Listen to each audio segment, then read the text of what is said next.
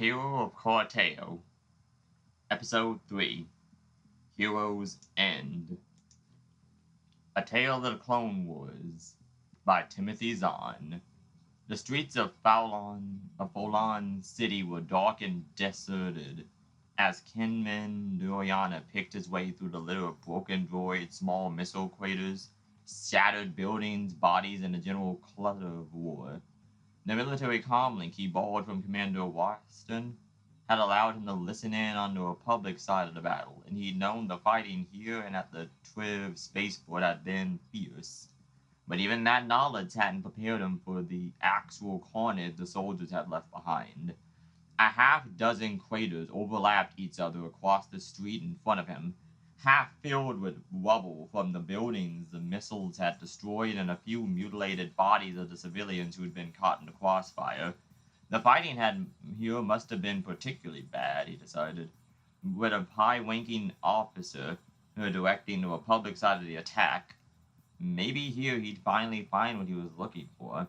He'd hope so. It was well after midnight. He was achingly exhausted, and the new separatist matches of this part of Cartao undoubtedly had a curfew in place for the citizenry. The first patrol that spotted him would be trouble, and he wasn't in a mood for arguing with combat droids. Despite the dramatic events and reversals of the past few hours, things were still adhering reasonably close to Lord Sidious's plan, but that doesn't mean that Doriana himself had to enjoy the situation. He'd had his fill of battles a long time ago, and very much preferred to stay at his desk in Supreme Chancellor Palpatine's office and handle his schemes and manipulations long distance. A glimmer of white to the left caught his eye, and he picked his way carefully toward it, through the shattered road material. Probably just another piece of the decorative white roof Trim Fallon's residents were so fond of. He thought sourly, but it still had to be checked out. But it wasn't a piece of roof trim. It was the half-buried body of a clone trooper, a lieutenant, from the markings of his armor. Finally, under normal circumstances, it would have been the work of perhaps 2 minutes to dig the body out of the rubble. With the need for absolute silence, it took Doriana close to 10. But it was worth the effort. Hidden away in the back of one of the survival pouches on the lieutenant's utility belt was an unlabeled data card. Slipping it into his pockets, Doriana resealed the survival patch and started to straighten up. "Halt!" a flat mechanical voice ordered him from behind. Doriana froze in mid-crouch. "Don't shoot!" he called, stretching his hands slowly to the side so that the droids could see they were empty. "I'm an official medical advisor. Turn and identify," the voice ordered. Doriana obeyed, turning carefully on the uncertain footing. It was a complete patrol, all right. 6 of the old-style battle droids, one of them standing slightly in the lead in the dim light. Doriana couldn't tell whether there was anyone of command rank among them. "Identify," the droid in the lead repeated. "My name is Kinman Indurwifkin," and he told them. "I'm a member of the Awagu Medical Observer Corps. We're a neutral power sworn to observe and report on any atrocities taking place during this conflict." The droid seemed to digest that. "Come forward," he ordered. "Do you have official identification?" "Of course," Doriana said, slipping his hand into his ID pocket as he walked toward the group. The droids lifted their blasters roaringly as he withdrew his hand, relaxed slightly as they saw he held only a data card. "Which of you has a reader?" he asked. "I will take it," the spokesman said, shifting his grip on his blaster and extending a claw-like hand. Doriana stepped to him and handed him the data card. So this one was definitely the leader at this distance. He could see now, and the pale yellow markings of a commander officer on his head and torso. "Excellent. I believe you'll find my credentials are in order," he added, glancing carefully around. There was no one else in sight, human or droid. We will see, the officer droid said, taking the data card and slipping it into a reader slot set into the lower part of its jawline. It says here that your assigned observation area is Buon 797, Doriana said in a low voice. Philea groaned 113. The officer broke off in mid-sentence. Doriana eased a few centimeters to his right, watching to see if the droids and the weapons would track his movement. They didn't. To all appearances, the entire squad was frozen and oblivious. I'll be cracked, Doriana murmured to himself, feeling muscles relax that he hadn't noticed were tense. So the magic backdoor lockdown code that Sidious had given to him had actually worked. Hmm. And if the lockdown code worked, Pin Pinquam 472 Aprian 1811, he said, reaching out to the spokesman's jaw and retrieving his false ID. Back skip 3 minutes. Pause 1 minute. Would restart. Execute. The patrol gave a group shiver. Assessed, the spokesman said, his mechanical voice sounding somehow even flatter than it had before. Smiling tightly, Doriana slipped past them, heading back the direction they'd come from as quickly as he could manage without twisting his ankle on the loose stone. He had just 1 minute to disappear before the droids came out of the freeze and restarted the patrol, with this little incident conveniently erased from the root memory.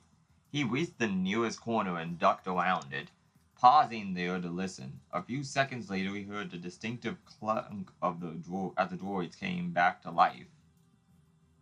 With more clattering, they continued on to patrol, their footsteps fading off into the night breeze. Smiling again, Doriana detached himself from the wall and headed back toward the Benali estate.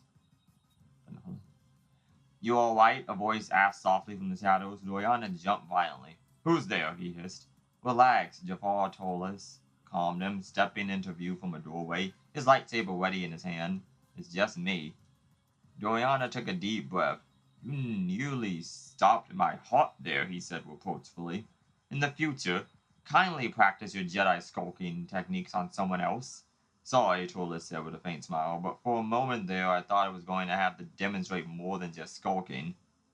What happened over there?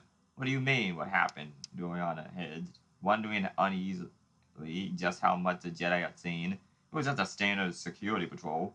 Who looked at your ID and then let you go? Tolas said pointedly. Since when do the Separatists give free passes to Palpatine's advisors? Doriana started breathing a little easier, so the Jedi had been close enough to see the confrontation, but not to hear what was said. Good enough. No free passes for advisors, no, he told Tolas, digging out his false ID again, but plenty for neutral observers. Kinman Dwifkin, Arigo, Argue, Medical Observer Corps, at your service. Cute, Tolas said. He took the ID, peered at it, and handed it back. Holds up to baseline security, does it? As you saw, Doriana reminded him, putting the data card away again. Supreme Chancellor Palpatine can hardly afford to let his people get picked up by the enemy in the middle of a war zone. Speaking of which, what are you doing out here, anyway? Funny, I was going to ask you the same question, and Tolas said, his voice suddenly going a little odd. Lord Benali said you'd gone into the city and asked me to see if you might be in trouble. So what are you doing? Feeling mildly pleased with myself and ready to get out of here, Doriana told him. Has Lord Benali found a place to settle in yet? We've got one, yes, Tolas said. Good, Doriana said. Take me there and we'll all sort it out together. For just the briefest of moments, Tolas continued to gaze at him in that discomforting way Jedi all over the galaxy seemed to have learned to perfection. Then, reluctantly, Doriana thought, he nodded. All right, follow me. He headed off down the deserted streets. Doriana followed, scowling to himself. It was Turles' fault, after all, that the situation had ended up the way it had, with Waston and his clone troopers holding the plant from the separatist droid armies waited uselessly outside. It wasn't at all the way Darth Sidious had planned his operation, and he winced at the thought of what the Sith Lord would say about it the next time Doriana contacted him. Still, the situation was far from lost. Republic reinforcements were undoubtedly days away, which gave Doriana time to put things back on track. And as for the Jedi, he gazed at Turles' broad back as the other picked his way around yet another missile crater. Now that he thought about it, Turles' his unabashed heroics tonight might actually work to Doriana's advantage.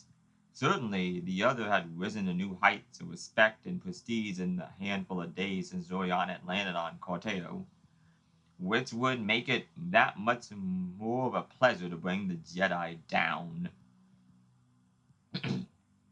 With the tunnel under the sporty creation's south lawn collapsed and impassable, there was no longer any reason for the Nimorians controlling the separatist forces to occupy the Benali estate.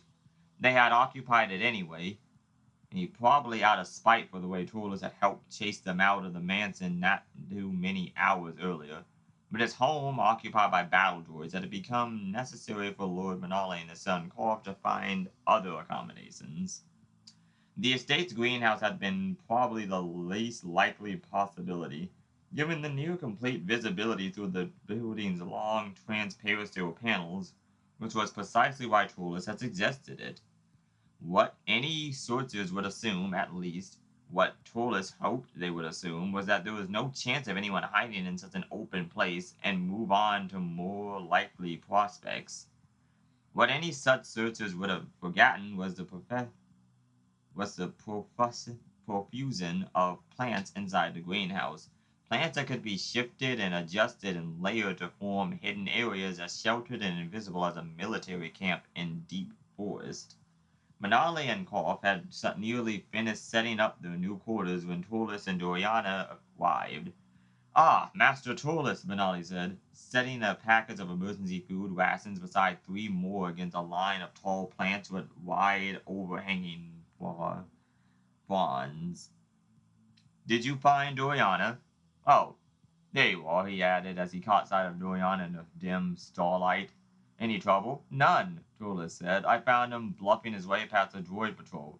Really? Benali said, his voice was casual, but Turles could sense the sudden suspicion in his sense. And how exactly do you bluff battle droids? With the judicious use of false credentials, Doriana told him briefly.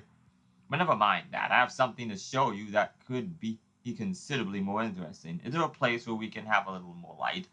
I suppose, Molly said reluctantly. Master Turles, why don't you go ahead and take him downstairs? Turles suggested. I'll go take a quick look around outside. Thank you, Benali said, sounding a little bit relieved. This way, Master Doriana. By the time Turles returned from his sweep of the surrounding area, Benali, Korf, and Turles had taken up seats in the greenhouse's underground storeroom. All clear, the Jedi confirmed, lowering the trapdoor back into place and plunging the space into complete darkness. Go ahead, Korf. A moment later, he found himself squinting as the boy flicked on a small ceiling light. All right, Master Doriana, Benali said. Let's hear it. This is a soldier's ID, Doriana said, producing a data card. I took it from a dead clone trooper lieutenant. Normally it contains nothing but name, rank, and operating number. A field officer's card, however, also has something called a contingency deployment profile. It gives detailed instructions as to where and how to regroup in case of command structure disruption, or the kind of disaster we've just experienced. I've never heard of anything like that, Nolly said. It's not well advertised for obvious reasons, Doriana said dryly. For the same reasons, the information's also not easy to access. But you can do that. Yes, Benali said. By by morning, by morning, when the townspeople are allowed to move around outdoors again, you and Master Turles should be able to casually travel to the rendezvous point and make contact with the survivors of last night's battle. Just the two of us? Troilus asked. You're not going? Doriana shook his head. Now that the Separatists are in control here, I need to keep as low a profile as possible. My face might have been in the background of one of Supreme Chancellor Palpatine's broadcasts, and I can't take the risk that someone will recognize me. I can give you an authorized data card, though. That will confirm you have the authority to give them orders. Wait a second, Benali said, frowning. What orders? We have to get Waston and his people out of there, Lord Benali. Doriana said, his voice suddenly low and sincere and very persuasive. The longer they're trapped inside Sparty, the weaker and more vulnerable to attacks they'll become.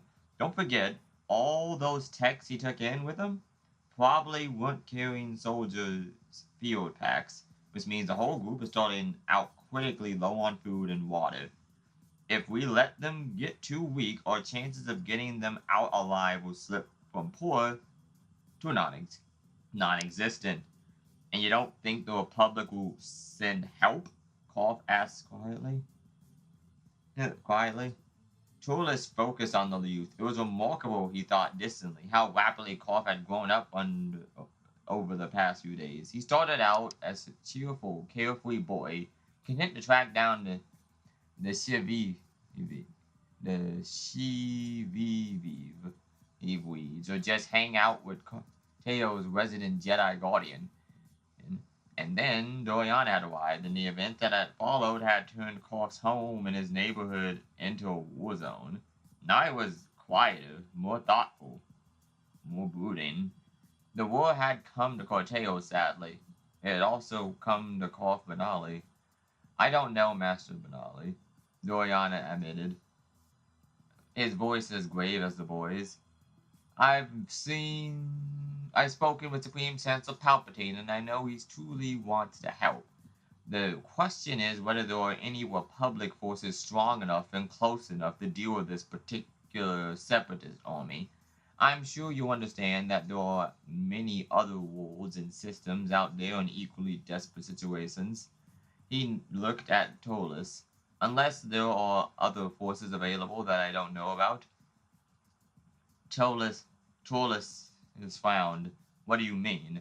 For a moment, Doriana gazed at him as if trying to read something hidden. Then, almost too casually, he shrugged. Nothing, he said. I just thought you might have a line to...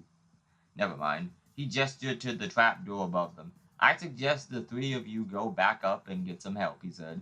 I need to stay down here for a while and get this contingency deployment decrypted. Benali looked at Tolus.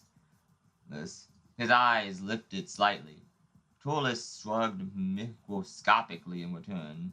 He could sense an air of secretiveness surrounding Doriana's mind, but that could be nothing more than the natural caution of a man dealing with high-level military security. All right, Benali said. Let us know when you're ready to come back up. I will, Doriana promised, turning the light so the others could open the trapdoor without giving their presence away. Good night, and don't worry, he added, his tone suddenly thoughtful in the dark. His voice suddenly thoughtful in the dark. I have a feeling that by tomorrow night this will all be over.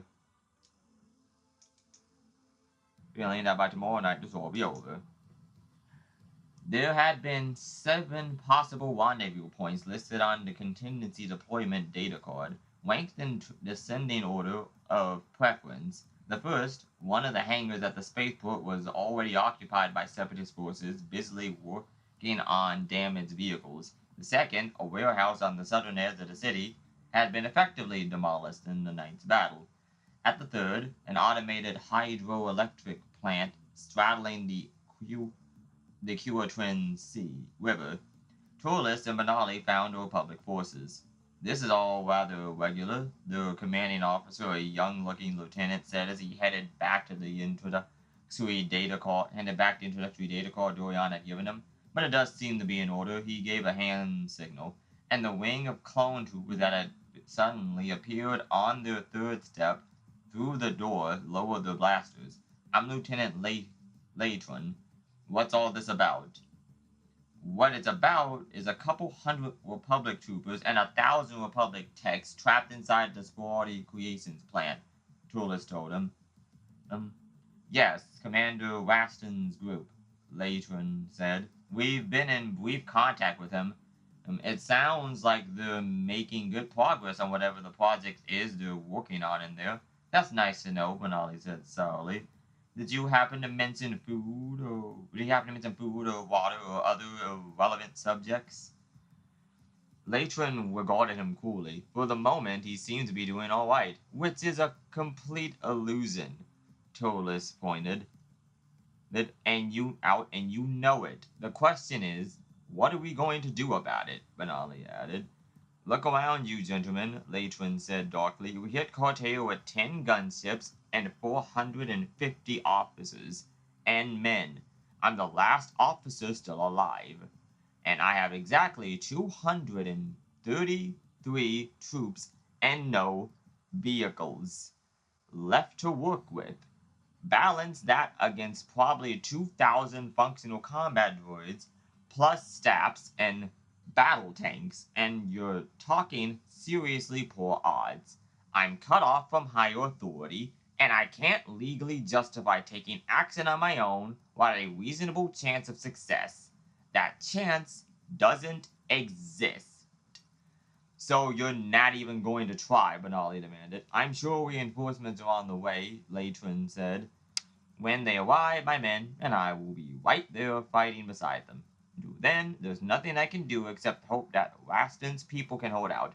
What if we lower our expectations a little? Trollus suggested. Instead of defeating the Separatists, how about if we just get Raston and his people out, leaving the place open for the Separatists to move in? The lieutenant shook his head. I'm sorry, but our mission parameters were very specific on that point. Then you condemn those troops and civilians in there to death, Benali shot back, starting to sound angry. Raston won't surrender. He's too stubborn for anything that sensible. Do your mission parameters have anything to say about that?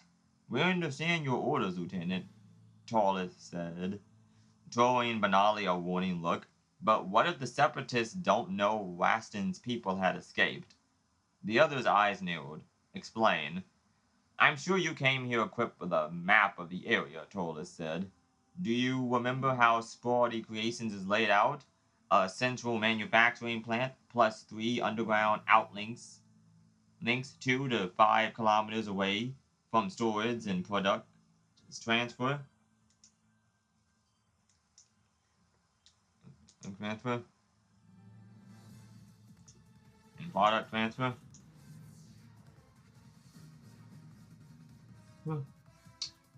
Mm-hmm. Mm-hmm. Transfer. Okay, hold up.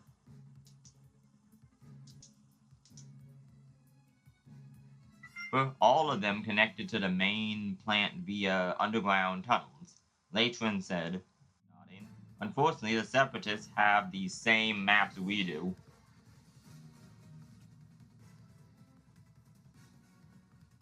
Same maps we do. Ooh. We do. Unfortunately, the Separatists have the same maps we do. They've got the outlinks in the tunnels covered. Actually, Torres said, they don't. He lifted his eyebrow at Benali. The other still wasn't happy about this, Torres could tell, but he'd made up his mind to go through with it. The fact is, Lieutenant, that the maps are wrong, Benali said. We've actually built a 4th outlink west and a little south of the plant and about 2 kilometers away.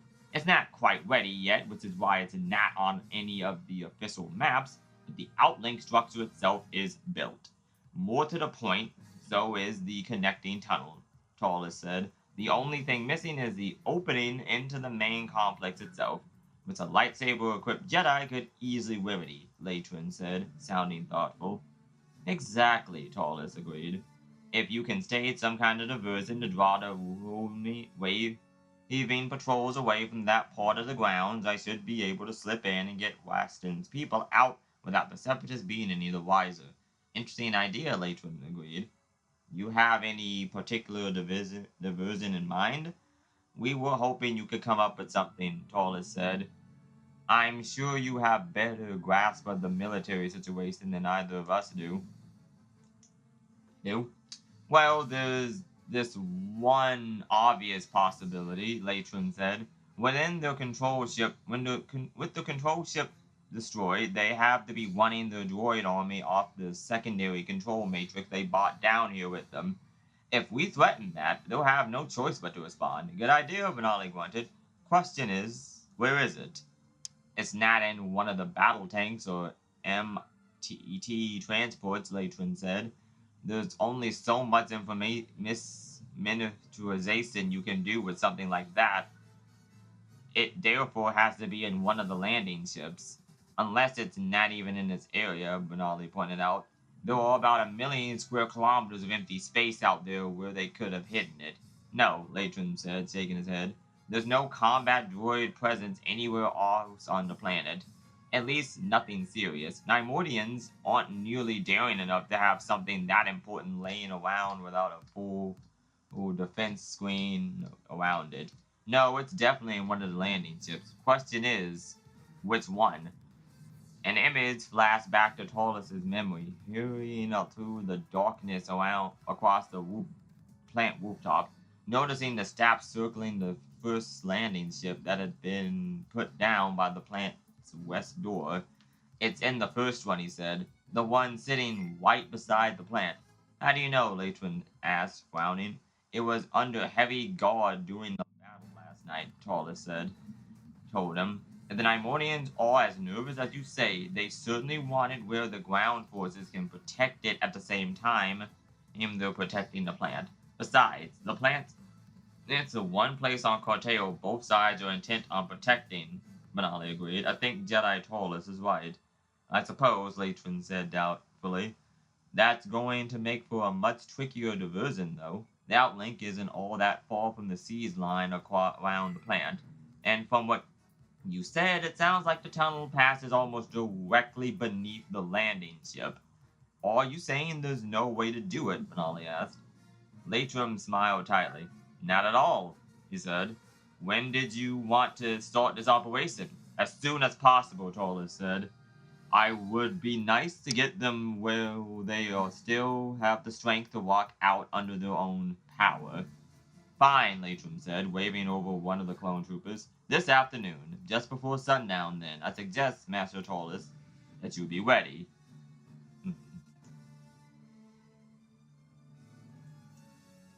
Ready. Master Torres, Korf's voice called softly. It's time. Torres blinked his eyes open, letting the Jedi meditation trance fade away into the corners of his mind.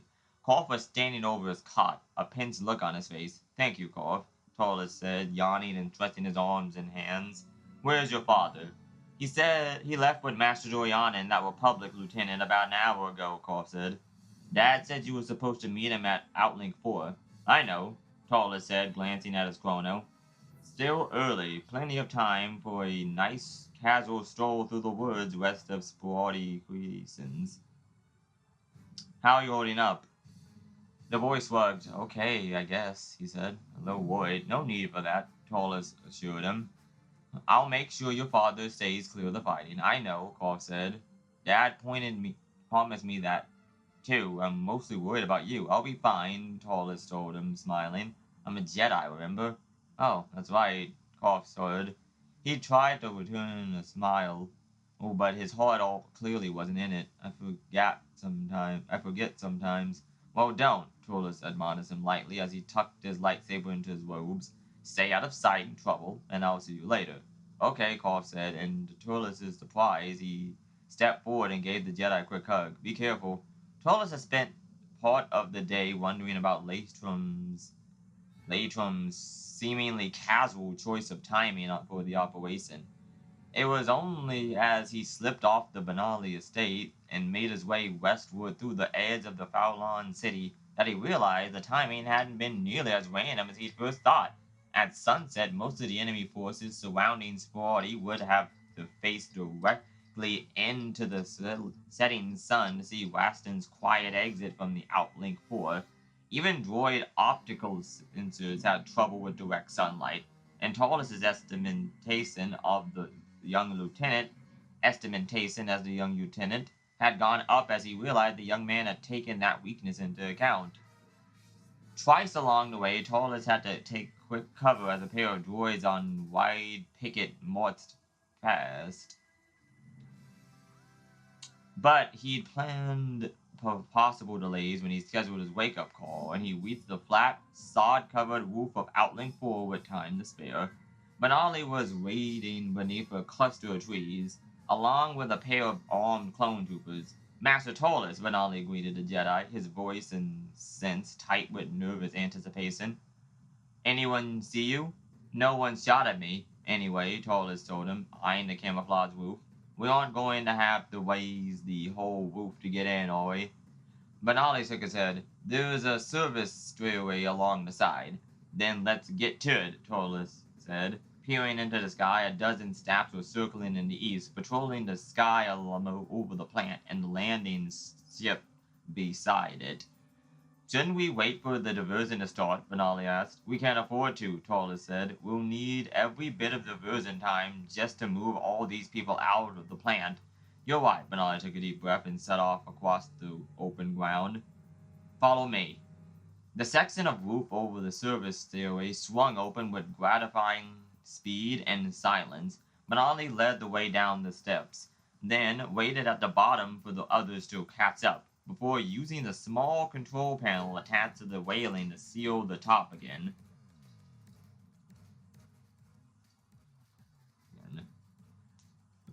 All the wiring is in place, he said, as he flicked a pair of glow rods and handed one to Torres. But I thought running any power in here, even just enough to handle the lights, might be risky. Good point, Torres agreed, turning to the clone troopers. You two stay here and guard the exit, he ordered. Acknowledged, one of them said. Torres nodded, and he and Benali set off on a quick jog down the empty tunnel. 10 minutes later, they reached the other end. There should be a set of pumps right here, and the intake for the tunnel's ventilator system about here, Benali said, pointing out spots to the left and right of the wall. It would make this operation a whole lot cheaper if you could manage to miss both of them. I'll do my best, Torres said, igniting his lightsaber. Pushing the tip of the blade carefully through the center of Benali's indicated safe zone, he began to cut. A minute later, had carved a man-sized rectangle. Closing down the lightsaber, he stretched out with the force and deftly pulled away the half-meter-thick section of wall, to find himself gazing down the muzzles of a half-dozen blaster rifles. Commander Waston, he called. The muzzles instantly lifted. About time, Waston said, stepping into view in front of his troops, a grim look on his face. He was equipped for action, Torres noted, wearing his usual clone trooper comlink, Ed said, and a pair of hoisted blasters on his belt. I was starting to wonder if you'd been caught. What are you talking about? Benali asked. We're right on time. You're 2 minutes late, Waston corrected tartly. If Lieutenant Latrim is on schedule, the diversion will be starting in 14 minutes. We want to be already moving people out the other end of the tunnel by then. Then we better get started, Torres said. Your people ready to move? In answer, Waston lifted a hand. The clone troopers who had been pointing their rifles at Torres lifted the weapons in the carry position across their chest and passed single file through the newly made opening, reforming into ranks of 3. They'd set down the tunnel at a quick jog. They were followed by another squad of 6 and another. What about the techs? Torres asked as the 5th batch of troopers jogged past him. When will they be coming through? When we've got enough firepower at the other end to protect them. Waston grunted, stepping through himself and giving Benali a snudge. Come on, both of you. Our turn to move. The clone troopers who had gone on ahead of them were waiting at the far end of the tunnel where Torres, Benali, and Waston arrived. 2 minutes to go, the commander said, consulting his chrono. What's cover-up like up there? Benali opened his mouth to answer. Open space for 3 meters to the north, 20 meters to the south, one of the clone troopers they'd left behind on guard quickly spoke up. Tree cover begins 5 meters to the east and remains intermittent. And not perfect, but it'll do, Waxton decided. Line up on the door stairway. Lord Benali, is there any trick to operating the exit door? The controls are right there, Benali said, pointing to the panel, his tone suddenly sounding strange. But what? Waxton demanded, glaring at him. Benali threw a quick, ambiguous glance at Taurus. Nothing, he muttered. It'll keep. Fine, Waxton looked at the stairway as his troops headed up. Get in position, he called softly. We'll break cover at the sound of the first shot. 2 minutes to go, Lieutenant Latrim said, consulting his chrono. All squads report by number. He fell silent, listening intently to the reports coming in over his head. Doriana found himself gazing off to the north, across the open grassland and a picket line of combat droids standing guard there. The force was largely a token one, of course, since there were no doors or windows on the southern side of the plant. The main droid army, plus all the remaining AAT battle tanks, were concentrated around the more vulnerable eastern, western, and northern approaches. But even a single person or machine on that forbidden stretch of lawn was anathema to the Kranzak trillers, who were the actual heart of this sporty operation. They were probably still trickling their indignation, in fact, over all these droids standing around out there. But of course, the separatist commanders didn't care about that. On the other hand, since the plant's tooling was still set for the cloning cylinders the Republic forces had been sent to Cartao to manufacture, Rastons probably didn't much care if the Trillers were upset, either. Two huge political systems locked in a massive battle of wills and weapons and death, completely oblivious as to how their actions affected those around them. But those actions frequently involved a lot of unexpected collateral damage. There was a lesson someone was going to learn. That was a lesson someone was going to learn today. 1 minute, Latrim said. Stand ready. Doriana took a deep breath, while willing calmness into himself. He had carried out his part of the plan. He knew, maneuvering both sides to precisely the right place and the right time. The rest was now out of his hands, and he could feel the churning sense of frustration that always came upon him at times like this. And go! With the multi-level war of a dozen different engine models, a dozen commanded civilian land speeders leaped into view from concealment among the hills dotting the landscape, each loaded with anywhere from 4 to 8 clone troopers.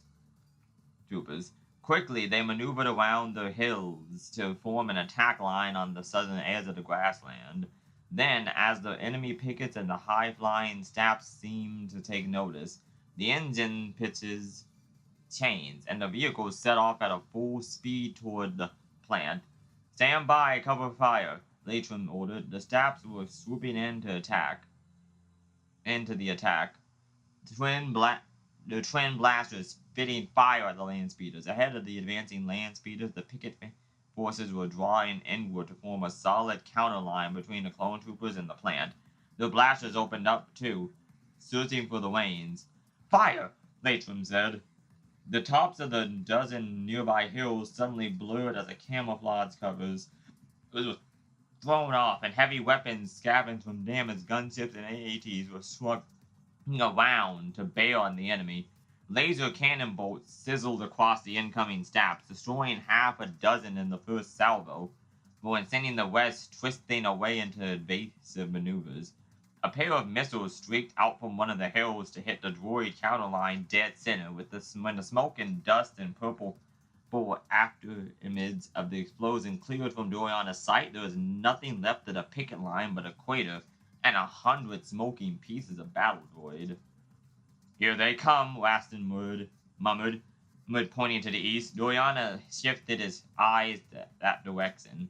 3 AAT battle tanks had appeared around the side of the building, laying down fire of their own as they labored toward the incoming land speeders. They're too late, Doriana said, estimating distances and speeds.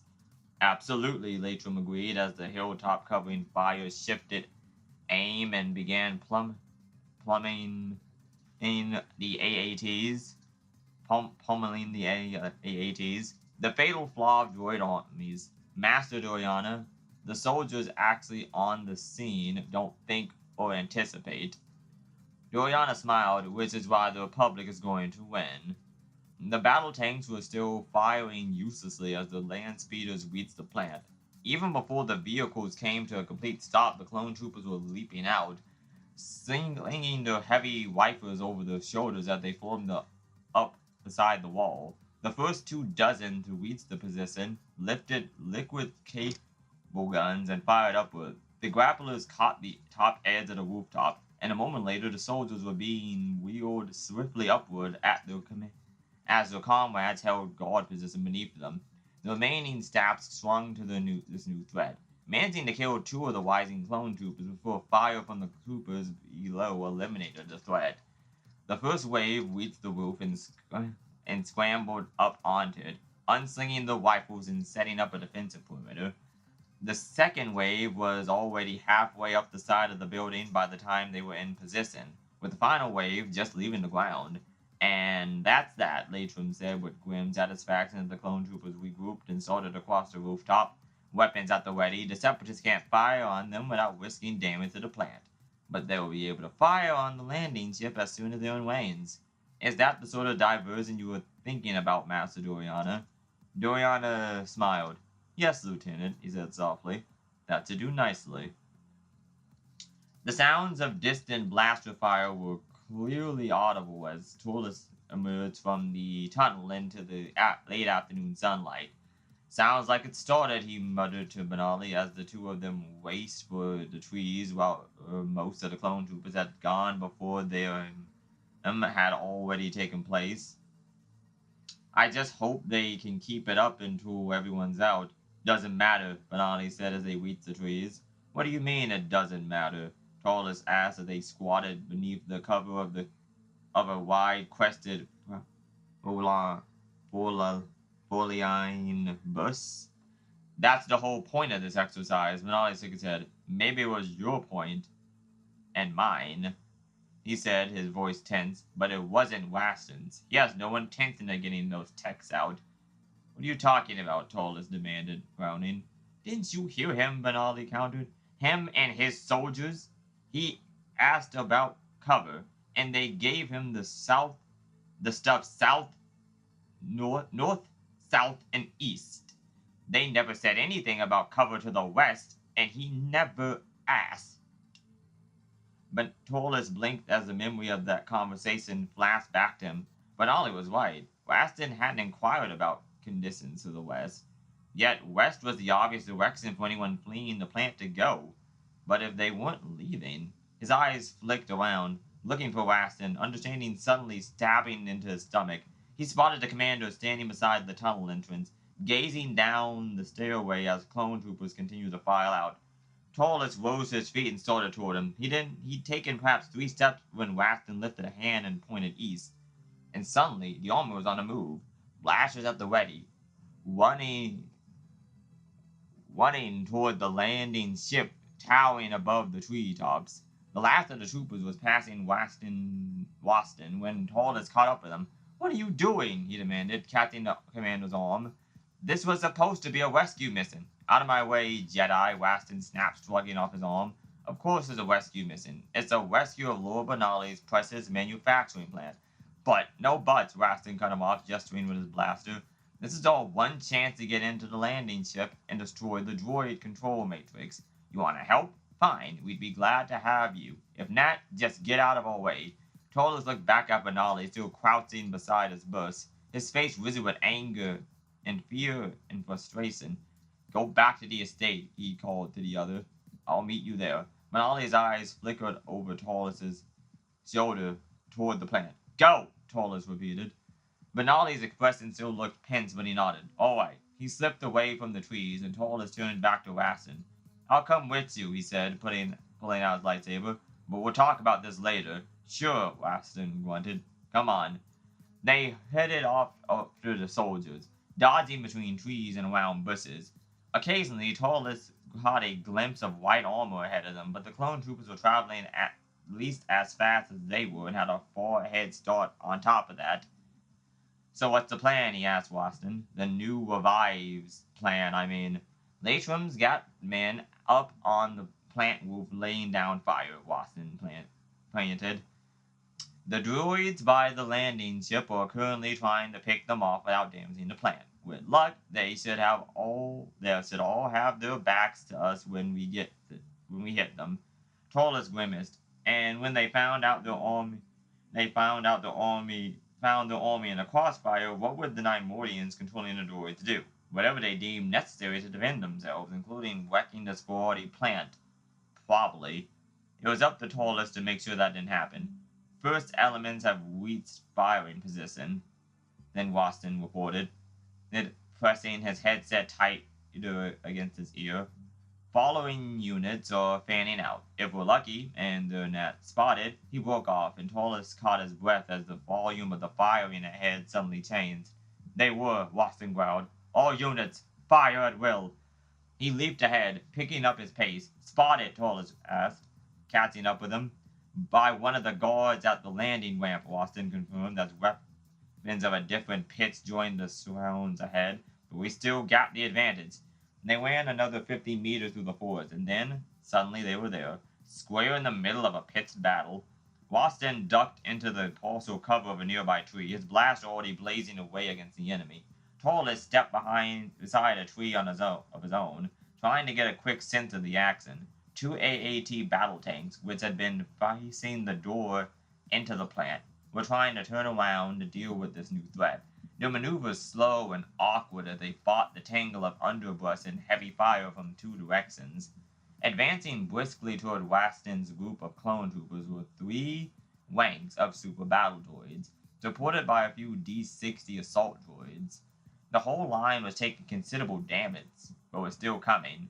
The tanks, Torlus decided, were his first priority. I'm going in, he called to Waston over the noise, pointing toward the tanks. Cover me. Right, Waston shouted back as Torlus ignited his lightsaber. All units, cover fire left. The rain of fire from the clone trooper blasters abruptly changed focus, centering at all their fury on the left flank of the advancing forces, and blowing the droids on that side into chaos of shreds and rubble and smoke. Gathering his feet beneath him, Torlus ducked under the friendly fire and dodged around the end of the disintegrating enemy line. The droids in the AAT saw him coming, of course, even as their primary laser cannon began chewing up the landscape along the right flank of the Republic forces. Their short-range defensive blasters on either side of the main air-cooling intake began firing at him. Torlus's lightsaber flashed anew in answer, deflecting the bolts away and bouncing them into the backs of the advancing droids whenever he could manage it. He reached the nearest AAT and jumped up onto the front.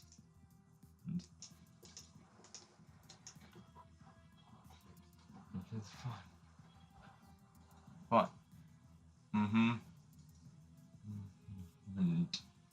Positioning himself in front of the air intake where he was out of reach of both defensive blasters, he stabbed his lightsaber downward through the heavy armor into the forward repulsor disc.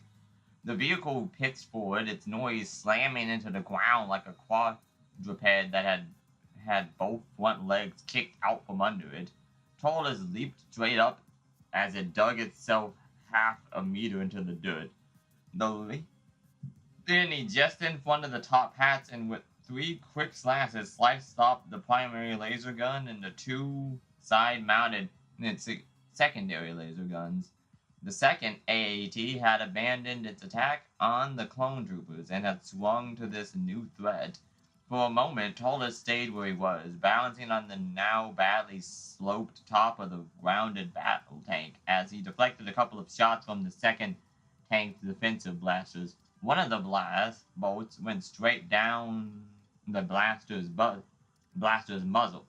One of the bolts went straight back down the blaster's muzzle, eliciting a burping sort of explosion from the weapon. Taking advantage of the momentary chaos inside the tank, Toilet stretched out through the force and made a quick leap across to the second tank, delivering with it dealing with its primary and secondary guns as he had with the first. Leaning over the hatch, he swung his lightsaber one more time, cutting off the vehicle's command receiver antennas.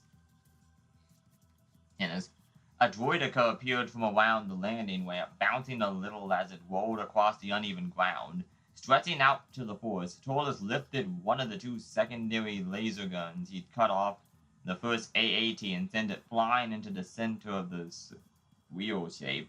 There was a screech of stressed metal, and the droidicus came to an abrupt halt. For another second it held position, its micropulsers fighting to keep it balanced. Then something inside it failed, and it toppled ignominiously over onto its side. A stutter of multiple blaster fire sliced through the air over Torres's head. He ducked reflexively, turning to see a group of super battle droids disintegrating behind him. The friendly fire was coming from above, he saw, and he looked up to see a group of clone troopers firing from the edge of the sporty roof. He waved his thanks. In response, one of them jabbed a hand toward the landing ship base. Torres shifted his eyes in that direction. Another battle tank was lumbering down the ramp, clearly intent on joining the battle. He gave a quick acknowledging wave to the rooftop snipers, then jumped off the crippled vehicle he was still standing on, and began to weave his way through the chaos toward the landing ship. If he could slip up onto the ramp beneath the tank, he might be able to take out its repulsor lift coils and disable it on the spot. Jedi! Torres paused, turning as the faint shout came to him over the noise of the battle. The advancing droids were closing on the Republic forces, considerably fewer now than had started, but still coming. The clone troopers didn't seem to need his help, but there had been a definite note of urgency in that call. Jedi! This time he was able to get the direction of the shout, and he looked over to where Waston was standing beside his tree.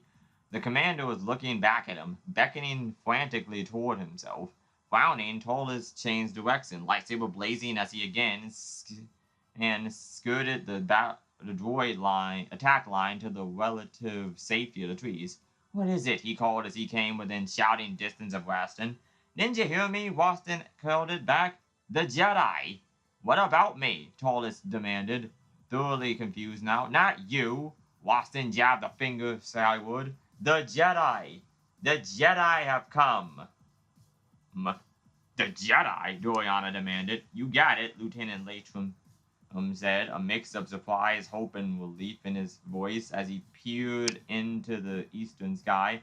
A whole assault transport full of them. The message said, heading in to help. And we've got orders to pull back and give them room. But that's impossible, Dorian objected, watching the other's face carefully. Where could they have come from? But if there was any doubt at all in Latrim's mind, none of it reached his face or voice. I don't know. I don't care, the younger man declared. All units, pull back. Where? He tilted his head upward. Got it, he confirmed, pointing to the sky. Doriana followed the direction of his finger. There, in the distance, he could see a dark speck moving swiftly toward them. Hustle on that pullback, Latrim ordered. They're on their way. He grinned tightly at Doriana. Now we're going to see some serious work. Doriana didn't answer. On the near edge of the rooftop, the clone troopers had made it back to their assessment lines and were sliding back down toward the waiting land speeders. The approaching air vehicle was growing steadily larger, and he could see that now that it was indeed a Republic assault transport, and as it grew closer, it opened fire. Latrim inhaled sharply. What are they doing? He breathed. Aren't they firing on the landing ship? Dorian asked him. They're firing on the plant, Latrim snapped, pulling his headset voice pickup closer to his mouth. Republic transport, cease firing on the plant. Repeat, cease firing on the plant. The only response was an intensification of the transport's fire, alternating between the plant and the enemy staffs swarming to engage it.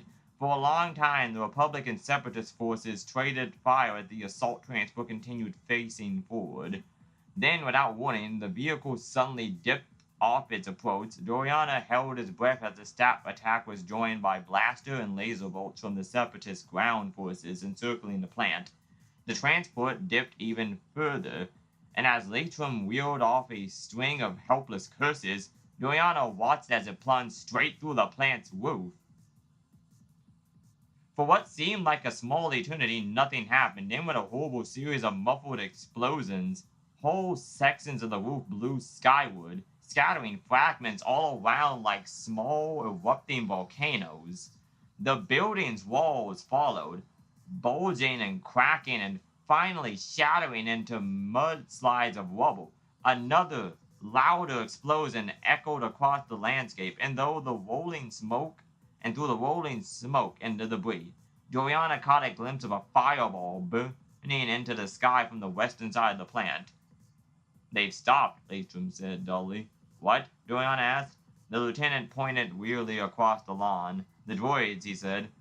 "They've frozen up. That last blast must have taken out the landing ship and control matrix." "I see," Doriana said slowly.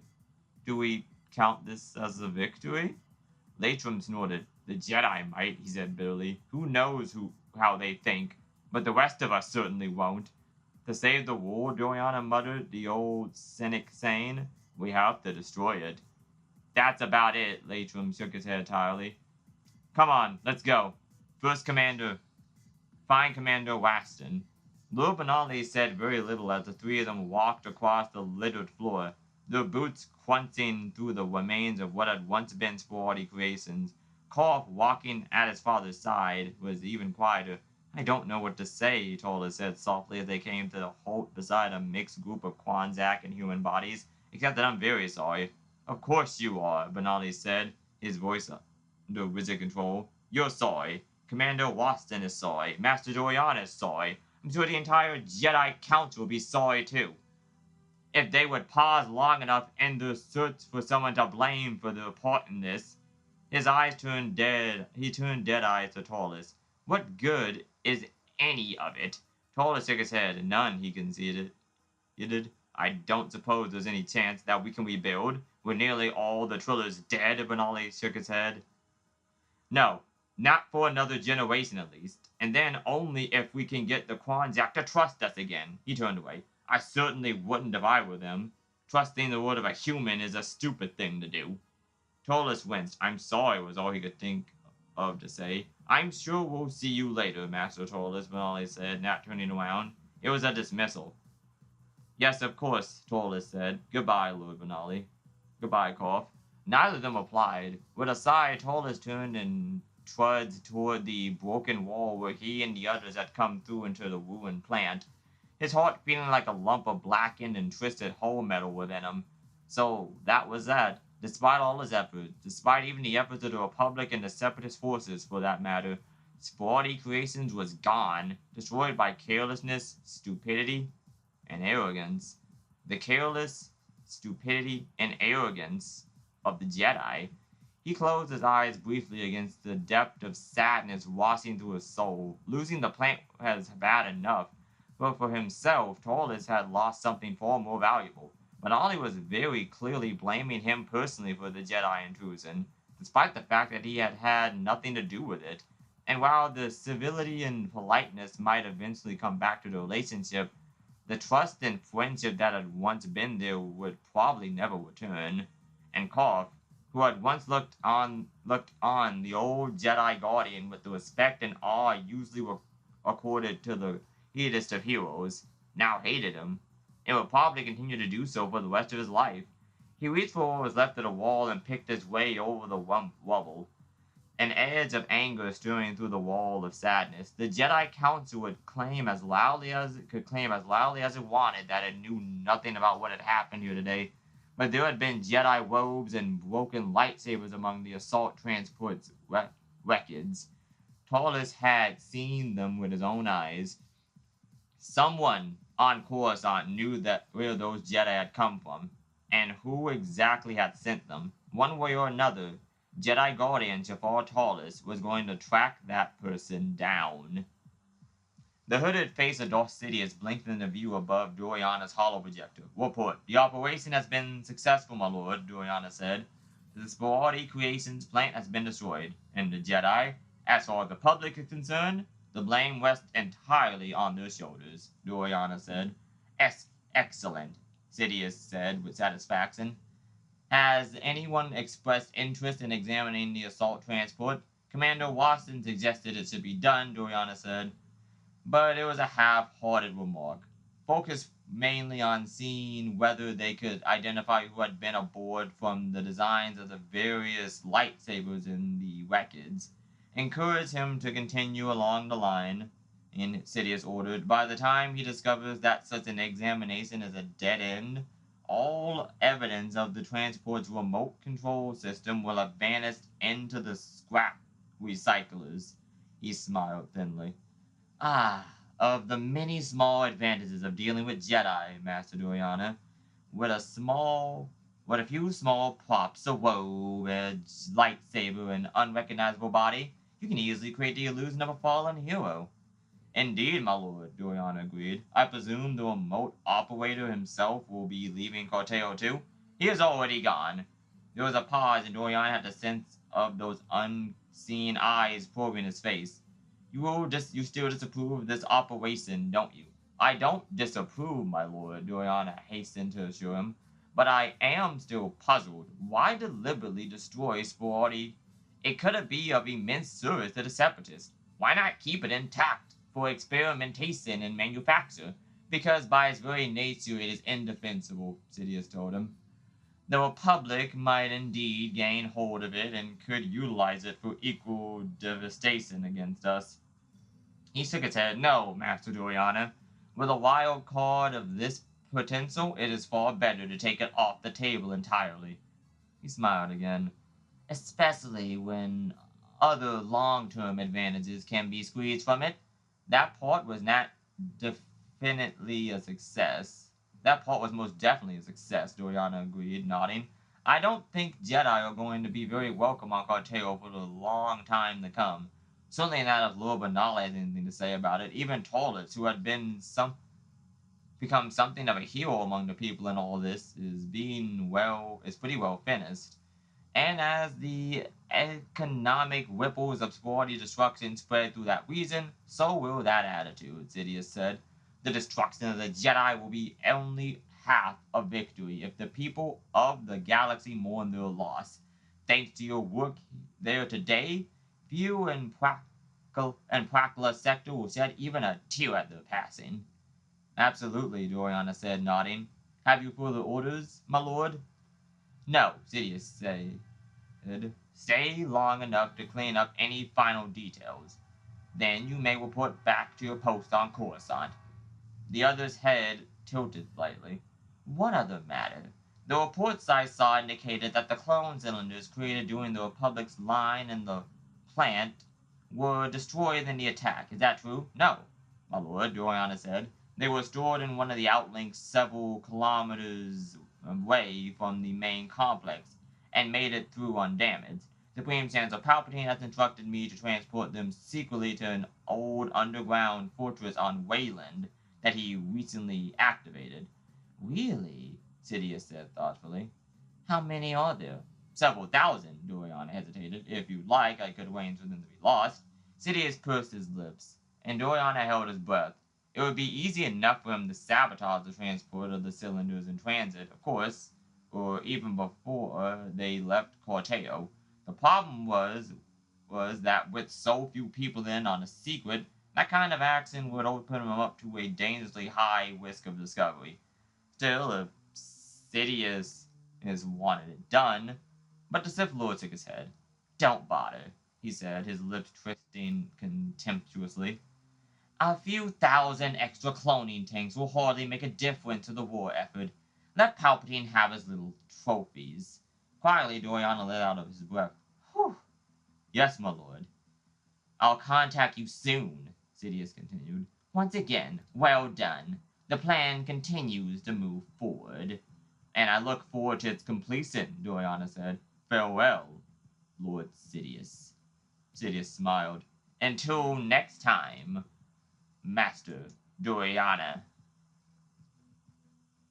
The end.